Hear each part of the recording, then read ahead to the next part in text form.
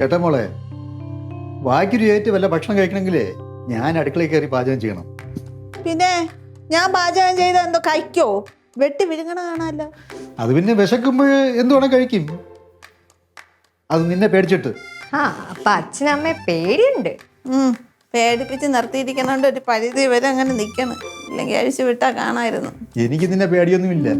പക്ഷേ നീ ഒന്ന് കണ്ണു വീഴ്ചാലേ നിന്റെ കെട്ടിയോൻ നിക്കർ പിടിപ്പെടുക്കും.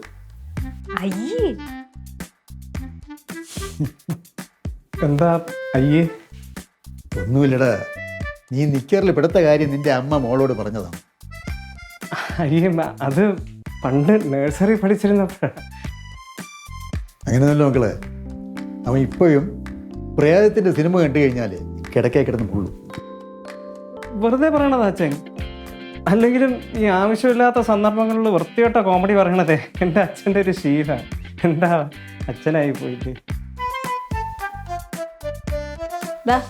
തേങ്ങ എടുത്ത് വെച്ച് അങ്ങോട്ട് ചേരും.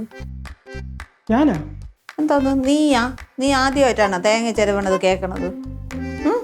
എടി മോളെ, ഒന്നേ ഉള്ളൂ എങ്കിലും ഒലക്കൊക്കെ അടിച്ചാ ഞാൻ വളർത്തിയത്. ഇവനെ കൊണ്ട് എല്ലാ ജോലിയും ഞാൻ ഇവിടെ ഉള്ളത് ചെയ്യിപ്പിക്കും.